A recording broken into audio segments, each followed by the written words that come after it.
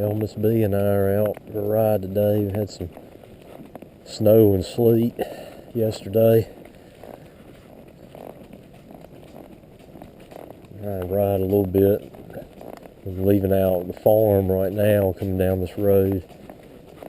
This is still on the farm, but a road that goes behind it, leaving off the property here. Have to see how this goes.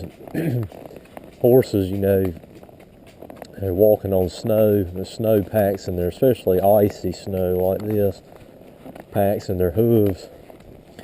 And it actually makes it like they're walking on platforms. You have to get off and use a hoof pick the ice out periodically.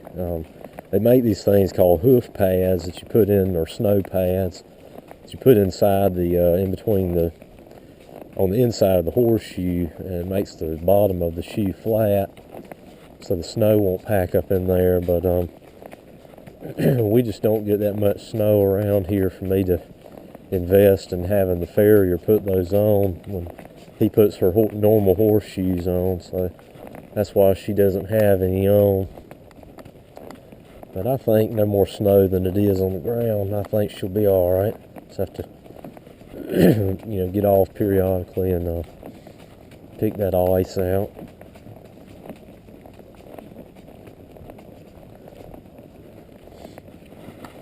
It's cold. It started to thaw a little bit today, this afternoon, but everything's going to refreeze again tonight. It's supposed to get down to I think about 19 or 20 degrees. So the roads will refreeze and all, and anything that's melted, glaze back over. So, but yesterday was kind of rough driving. It's a lot of slush and stuff on the road. It's kind of a slow travel.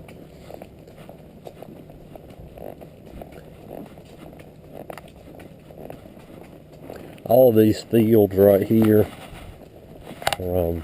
they're part of the farm.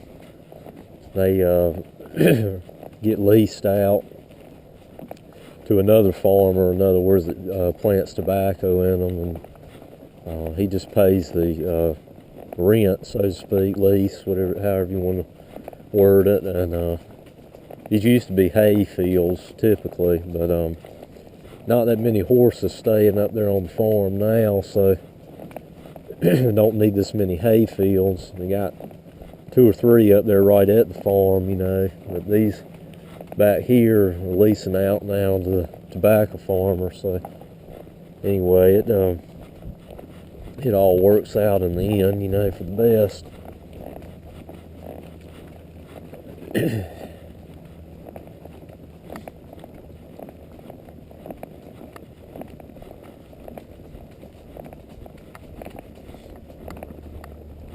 When we get to the end of this road where it comes to a T here, that's where the property ends. And in fact, the guy that is leasing this land, these fields from us, is the one that owns this land that we're getting ready to come on to right now. And like I said, they're a real big tobacco farmers, so that's their thing. This isn't their only farm. They've got quite a few around the county here, and they're pretty self-sufficient. They actually designed their own machinery for picking the tobacco. They've got a patent on it, so they've done quite well, as far as that goes, and that's why they're able to own so many farms, because they've profited from their the tobacco picking machine that they designed. So that's pretty good thing they got going for them. Back during the summertime, they had it all planted over here on the right hand side. This field out here, they just have made. It used to be a field a long time ago, but it had grown up, and then when they bought the land about 2 years ago, they've been using bulldozers and excavators, and they got a wheel loader over there. They got right much equipment, but they've refixed it, so that it can be farmed. I expect probably this summer, spring and summer, they'll plant this on the left-hand side. It'll be the first year they have since they've owned it. But, yeah. There's several ponds here. I call this the 4-pond trail because there's 4 ponds down here. This one right here, this little one that you can see that's frozen over there,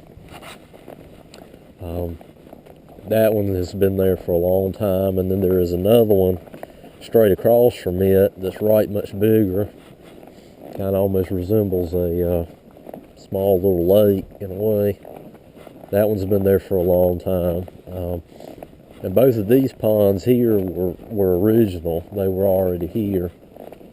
And they drain. They've got overflow pipes in them. They drain into a little creek. Well, straight ahead down here where this new pond is that I'm going to show you, the new pond, it used to be a natural spring that fed a creek right where that pond is at. And these farmers, they came here and bought this land, about 2 or 3 years ago. They took advantage of that. They said, they saw they need a way for irrigating. And the 2 ponds they had here weren't enough for the amount of fields they had back here. So they opted to dig another pond and utilize that creek and spring-fed part. And so that's where this new pond is sitting, is right where that creek and spring were at. And then it gets the runoff from these 2 ponds, and all the land, it all slopes down into this new one. So I'd say it probably holds the most water. In fact, they had drainage problems with it right after last year. When they first dug it, they put an overflow pipe in it, but it was too small.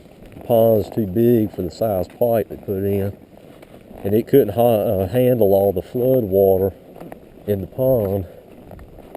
So they were worried it was going to bust the dam on the pond, so they had to take and dig out the dam a little bit and put 2 corrugated pipes in to go up under the dam and spill over. So now it's got the overflow pipe, and it's got those 2 corrugated pipes to help it drain. That's just how much water gets dumped into it after even a normal rain. So anyway, it seems to be working now for them. But in the beginning, it was spilling over the dam, and that getting ready to wash the dam away. So that was, I think they were worried about that just for a while. But anyway, the little creek that dumps from those 2 ponds comes up under this. But you got to watch your step, girl. Little creek comes right up under there in a pipe and goes down that way and feeds into the pond that I'm talking about.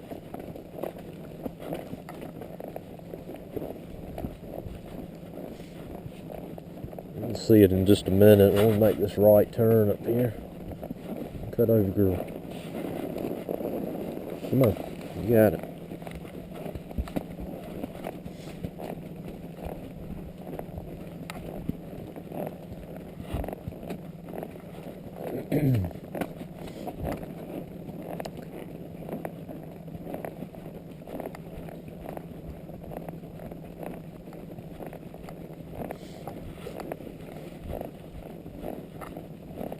There's still right much ice on the surface of these ponds. It ain't thick, I can tell you. You ain't gonna go out there and walk on it, but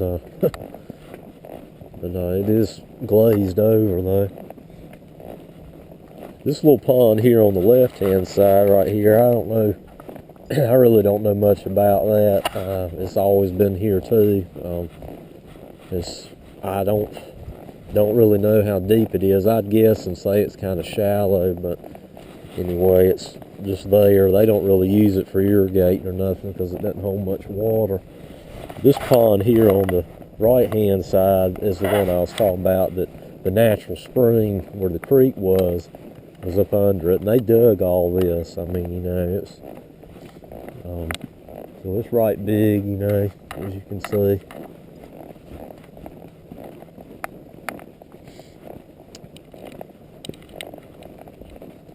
Easy, girl.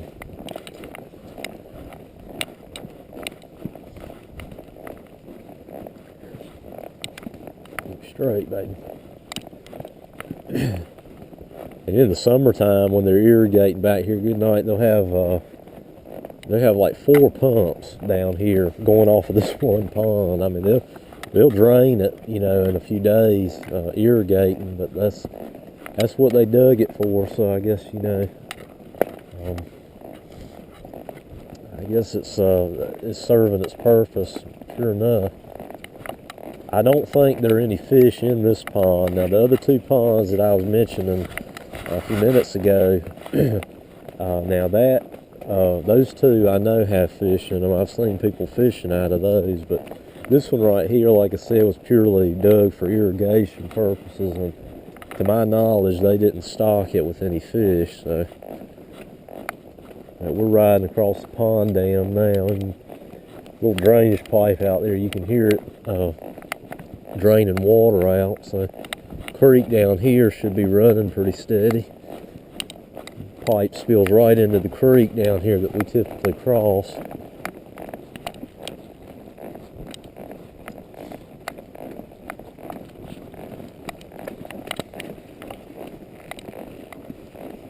Bee has sped up. She's done got nervous about something.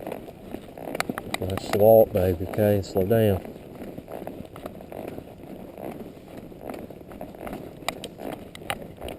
Down here. Down here.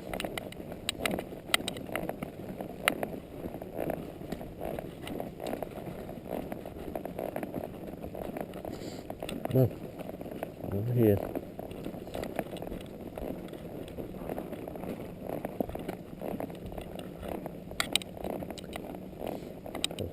I was actually thinking there was going to be more snow back here than I've seen, you know, just judging by the fact that we haven't had much sun today. They were actually calling for it to be right sunny, but sun has had a hard time making its way out.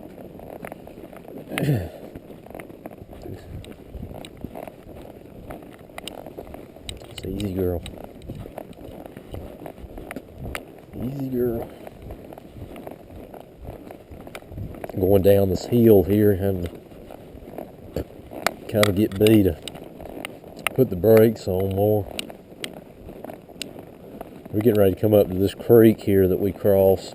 This kind of leads into the trails and everything that I normally ride on in the videos.